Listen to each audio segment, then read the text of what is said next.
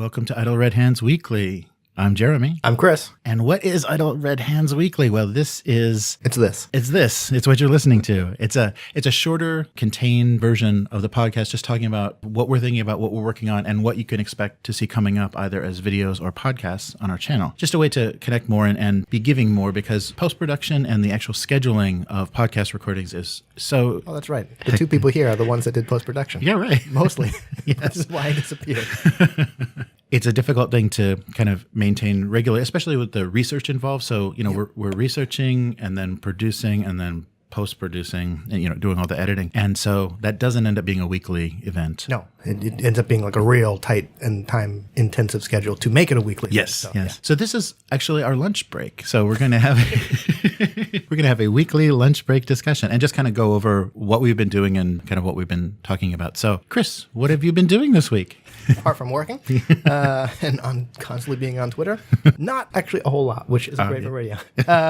Actually, no, I take that back. So just kind of following along with the She-Ra and the Princess of Power kind of April Fool's joke. Yeah. It was April Fool's, and people always do jokes. And someone made a Twitter account for the She-Ra and the Princesses of Power RPG. Uh-huh. And a lot of people were suspicious. I was kind of like, oh, that'll be cool. Turned out to be a joke. But I'm not going to say it might end up not being a joke, but enough people got on there and said, yeah, this would be awesome. We want to see this. So it might someone might actually do something with it. Wow. So, I mean, there's no guarantee but enough kind of industry people kind of said, hey, DreamWorks, hey, Noelle Stevenson, I think? Maybe I got her name wrong, the showrunner. This is a thing that should happen. Wow. So, it's funny. I'm surprised how many April Fool's gags turn out to be something people actually want. Let's think of something outrageous. Oh, people actually want that. What would be funny? And yeah, they're not funny. Usually they're not funny, and it actually just creates desire. Yeah. I guess one of the benefits of being here in Japan and kind of like being a day early is it ends up being on like the second for us. Right. Which I guess isn't that great because you're like, I thought we were done with this crap, And Right, a whole extra day of it. Great. Yeah. Yes. But how about you? So I have been painting my Other Side army, the weird miniatures Other Side game. So I have a Cult of the Burning Man that I've been painting, and I based them all white, and so I'm doing washes. And I thought that would be a faster way to do it, but actually I'm fussing with it so much. It's like watercolor paint. I just keep layering and layering, but they're going to look good once they're done. So hopefully I'll be able to stream some of that. That'll be happening soon. And then once I'm finished, I think Nick is almost finished with his Abyssinia. So that'll be a cool matchup. And it's just going to be like 25 points because that's the base box. And getting to 50 points is going to be painful painting-wise. Painful. I didn't think handplays were supposed to be painful. Right. So we'll see. But yeah, it looks like a really fun game. And the miniatures are great. The plastic is kind of different. It was very shiny and kind of flexible. So all of the little spikes and vines and tentacles on my miniatures, nothing broke off in packaging. And I've even dropped one and I was like, oh my God. And nothing. Right. Yeah. The thing I was worried about is priming, that would the primer actually stick, and it sticks great. What primer did I just used the Citadel white that they have, and because it's got something a nice, that's trademarked. Yeah, right. It's got a really nice texture to it. Yeah, and so I like how it works with their washes, especially. So I went that way because some of the Japanese ones are a little glossy. Oh, yeah. I use the Mr. Hobby stuff. Yeah, right. I still got to do my Tau for Kill Team. I haven't had time to do anything with them. Because, hey, people at home don't have toddlers. But I'm going to go with a gray. I'm going to do the classic kind of white. And I thought gray would be a good thing to like build up the white from, or kind of like take it down for darker fatigues. But yeah. So look for that sometime in 2025, I guess. Yeah. The only thing I don't like about basing in white is how unforgiving it is. If you miss something, it's so noticeable. Like you miss any little thing and the white just screams, out. Whereas black is so forgiving. It's just, that's a recess. That's exactly. Yeah, that's why I usually do stuff in black. Yeah. Well, so our latest podcast was the racial ability bonuses. If you would like to hear that, is a very nice discussion of kind of where those bonuses should be and what does that actually say about differentiating the fantasy races. But from that discussion, we came up with some other topics that will be showing up in future podcasts. And if anybody is very excited about one of these topics, please let us know and we'll kind of make that a priority. Yeah, listener feedback is great. Yes, it is. So the first thing we were talking about is actually playing evil, because there's always an alignment system, or, it's a very common thing, especially in Dungeons and Dragons. And how do you do that? Because most of the time players are discouraged from playing a chaotic evil player character in a party and just sabotaging everything or, being difficult. So I thought that would be an interesting... Not to get into it, but I wonder if that's because of how chaotic evil is seen. Not necessarily how it's presented in the books, but how players interpret it. Because chaotic evil, that's always the jerk at the table who screws everybody over, and you're like, well, come on, we don't want to play with that character usually. So, but I wonder if actually in the book the chaotic evil is presented differently, and we've just kind of all internalized that this is what it is. Right, that's true. Yeah, no, that may be the case. And I think an interesting discussion with alignments is, well, what if evil is kind of the world's base alignment? What if that is what everybody is, and good is actually the outlier, that the difficulty is actually people being good in that world? That was a good point. Like, is the alignment system are these universal truths essentially that affect everything in the universe? Or do they change based on the society you're in, or even kind of the culture you're in? Because lawful good means you kind of follow the laws. But what if the laws are kind of evil to someone else? Yeah, there you go. Yeah, that's good. And the other thing, which is kind of an extension of that idea, is evil races. What you consider races in a playable race, I guess, that would be evil, and what does that actually mean? Because when we were talking about racial abilities, the discussion of orcs or goblins or those types of races of characters, they're depicted in fantasy, especially Tolkien-based fantasy, as evil. Their origin is evil. So how would you play those, and how would those work in a system? And should you ever consider a race to be based in evil? I mean, monsters, it makes sense because you need an excuse to be exterminating them, stealing from them at least. And what would that mean? Yeah, that colonialism goes down a lot easier when the people you're fighting against and taking the land from are unequivocally evil. Yes. So you got to have some of those, I guess, for some of those games. But you see colonialism, and that was a thing we've been seeing coming up in RPG settings, and I think it also came up in our discussion, a non-Eurocentric fantasy setting. Like, what does that look like, and how many problems does that eliminate? Because it takes away a lot of the uncomfortable feelings of how races or settings are established and how they resonate with the real world if you take away that European origin. Hopefully in the future, and I think we're kind of going to actively be looking for settings that don't come from that European tradition, that aren't all based on Tolkien, the Tolkien hole. Yep, I'm out of that Tolkien hole. Yes, I think that'd be nice to see, and I think it would also let a lot more people come to the table with a kind of fresher idea of how to play and like what they wanted to do. Yeah, that'd be interesting. I mean, even apart from non-European stuff, just recognize the fact that, hey, people of color and stuff were actually in Europe the whole time and just didn't get depicted, and so maybe it might be more research, but go and actually look and then think about, okay, well, what if we actually made Europe, or this Europe-centric settings, look the way Europe actually did? So those are some topics that may be coming up in future more extended podcasts, and we just wanted to kind of give a quick overview of those. Teasers. Yes, teasers, right. Perfect.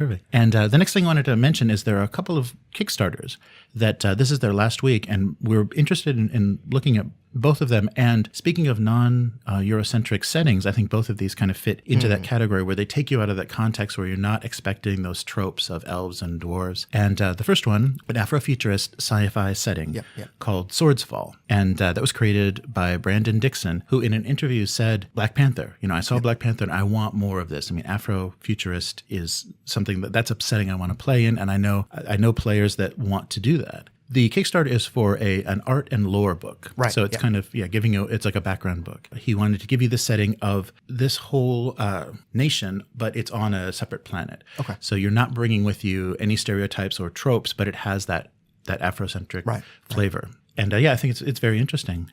His big RPG inspiration was Vampire the Masquerade. Oh, really? And he said, reading those books, he was just obsessed with that setting. And he wants to create a world and then have a system in that world that makes people feel that same way. They want to know more about all the tribes or clans of that world and really get involved in the mythology and lore that they're creating, and have it be completely removed from any kind of European setting. Because I think Vampire the Masquerade is very European based.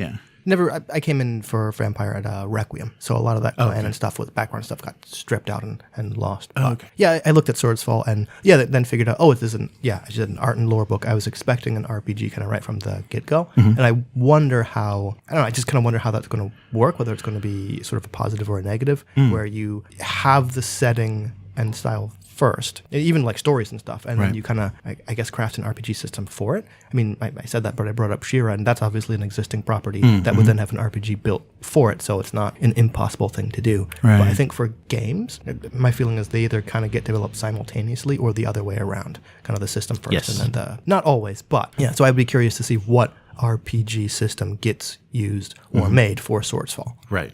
Yeah, I think that will have a lot to do with it, no matter how good the setting is, if you don't enjoy the system or if it doesn't reinforce the setting. Yeah, I would want it to reinforce. But that being said, I've bought a number of games that I kind of knew I wasn't going to like just to get numbers and stats so that I could port them to something else. I liked the setting enough where I said, okay, I want to, again, see all the numbers and how these things kind of stack up against themselves in this system so that I better know how to replicate it in another one, like that Deathwatch thing. There's no way in hell was I going to run that FFG Deathwatch game where like the stat blocks were like 3 pages long.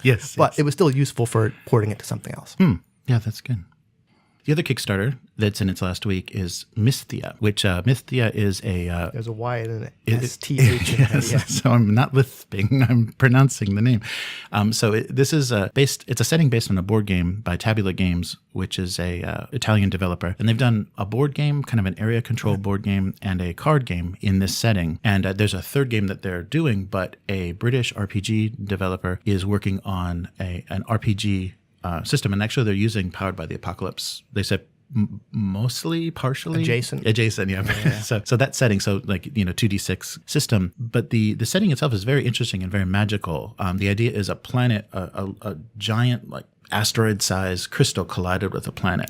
And this magical crystal had these properties that it fragmented the planet, but something about it held things together. So you're basically adventuring on floating islands around what used to be the civilization, and things were just restructured. And this is more of a guild-based, like a kingdom arose, and the king kind of sanctioned these different guilds to control different parts of this world. Interesting. And and they said they did in the system, because there is so much history in the setting, they wanted players to experience as much as possible of it. So they arrange these flashpoints, which are kind of like tiny, historically centered, like things that the characters are dropped into, or maybe you play characters that had roles in that situation, so you can kind of feel the history of the setting itself. And I thought that was an interesting So kind of like little scenarios, or kind of like the old Warhammer 40K board game where they said, if you want to recreate the Battle of Macragge, it's this. Right. Historical, in that setting, narrative adventures. Okay, that's cool. Looking through the art book for Mysthea, which is real hard to pronounce, it kind of reminded me a little bit of the old Magic the Gathering setting, Mirrodin. Which is one of the ones that last ones before I got out. But I really liked that kind of organic fusion of metal and flesh, where like the things were like really woven together to the point where people would have like metal hair, or their digits would just kind of like end in metal bits. And it wasn't like cybernetics. It was way more organic. And some of the crystalline stuff in Mysthea, which is a mouthful to pronounce, looks kind of similar, where it's not like, it doesn't look like these two things shouldn't go together. It's, flesh kind of growing, or vines kind of growing around crystal, which I thought looked really cool. I'm, as a fan of Powered by the Apocalypse, when I found the RPG, I'm like, oh, it's PBTA adjacent. Okay, well, that puts it a bit higher on my list of things to check out. Because I, more so than the 2d6, which, I mean, it's easy to get, I like how PBTA moves are structured, about how that first fictional trigger really changes based on the setting. Right. Like looking at like attack moves, not to get too deep into it, like they would all be different for different games, hopefully, like a well-designed one. And that fictional trigger and what you have to do to make the mechanics kick in can really reinforce and help better ground the players in whatever setting you're playing in. That's a good point. I'm very curious to see how they run it. I'm happy that the RPG company is actually working with the original artist, Travis Anderson, to do original art for the setting as well. So to kind of keep things going and create more in that world. I think, unless I read incorrectly, I think the RPG company also did like Life Among Legacy? Yes. Or Life Among the Ruins? Which is another game I'd wanted to check out. I think I have first edition of that. Not that you can't do something right out of the gates the first time, but them having a track record and me being fairly positive on that other game makes me go, oh, okay. You're probably not going to drop the ball on this because you've done one before. So both of those Kickstarters are in their last week, so this will be up as quickly as possible. So please take a look at those and get involved if you like them. There were both things that we noticed. Should we say we don't get any money? We're not. This is just things we were fans of, projects we're fans of. That we're not associated anyway. If anyone out there wants to give us something, that'd be fine too. But if you would pay us to say that, we would probably say that. Probably.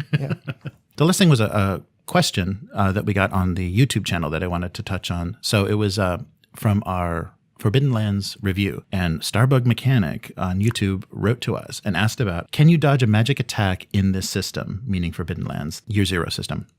What if someone uses magic to throw a bunch of stones at you? This happened to me in my game, and the player and I were told I wasn't allowed to dodge. So I specifically looked at the rules, and they do say any attack can be dodged. And basically, so there's attacks both melee and ranged you can dodge. Parry is more conditional. You have to either have a shield or a weapon that has a parry ability. You can't parry with your bare hand. Right. But dodging is something that you can do. And specifically, spells will say automatically hits. So if it's something that can't be dodged, it will tell you it automatically hits. And the Stone Song spell that I think they were using was, I'm freaking Rock Storm or something. It's basically you're using your geomancy to hurdle existing stones. So you're not creating stones. Yeah, right. Okay. So you're not creating stones. That stones have to exist. You're just connecting with them and moving them. So it says armor works as normal. And so then I would assume dodge would work as well, because it's a physical attack. It's a physical ranged attack using a magic mechanism. You're not using energy bolts or anything. Okay, yeah, that makes sense. Yeah, so that was our in that case. And I only know a little bit about Forbidden Lands. I would say that it could be dodged, especially because I guess mechanically spells specifically say auto hit. So if it doesn't say auto hit, you would assume that you can either dodge or maybe possibly parry if the situation was correct. So yeah, there wasn't anything in the description of the spell that said this is going to be happening so immediately, because it is actually your force and hurdling stones. So you're seeing stones come at you. So our assessment is it is a dodgeable attack. I mean, unless the person was hurling like boulders or something. Right. Yes. As an aside, did you see the joke? Someone joked on Twitter about how in Empire Strikes Back, they loved how badly Vader was trashing Luke in that fight, because at the end, Vader just started hurling garbage at him. And you're like, how badly are you getting your ass whooped that your opponent's just like, I'm going to just truck some garbage at you, because that's where we're at in this point. I thought that was hilarious. It's going to remind me of like shooting rocks at someone with your kind of telekinetic geomancy power. Flinging random containers and exhaust supports at you. Yeah. All right. Well, that was our first episode of Outer Red Hands Weekly. So this will be hopefully a weekly event where we will just kind of update you with things that we found interesting and things we're working on. And I guess the next thing that we'll probably be posting, we've got a couple unboxings. The Shadow Spear unboxing and also the Heroes of Blackreach unboxing. Which is a tile-based game. Yes, yeah, right. Cool. Yeah, it's 40K on tiles. So 40K on tiles. So maybe not so exciting to be opening that. The miniatures were much more beautiful for Shadow Spear. So we'll take a look at that. Thanks for being here, Chris. And let everybody know how they can reach you if they want to. Well, now that Google Plus has died, unfortunately, the only social media I'm on most of the time is Twitter. Okay. All right. So what's your Twitter? Hivemind. Hivemind. It's spelled with Y's. It's spelled with Y's, yes. And also there's an Outer Red Hands Twitter, of course, so you can get in touch with both of us through that. And also the website as well. There's contact information. Also, I think your Twitter is on the website as well. Okay, and is there anything you're working on or anything you'd like to refer people to, projects that you've... Sure. A couple things I'm working on now, not necessarily mine. April TTRPG Maker hashtag. It's one of those you answer a question a day kind of thing. Oh. And it's just a nice way to find other TTRPG designers because everyone uses the hashtag. So you just follow that. I've been doing that. And someone also put up one of those one question answered things for their D&D characters. That's been floating around. And of course, I goinked it, scratched out the D&D part and renamed it Monster Hearts. Oh, nice. So I've been doing that. Also, Twitter is kind of now where I toss up random ideas about projects I'm working on since Google Plus disappeared. I try and thread them. But sometimes it'll just be like a random post that pops up.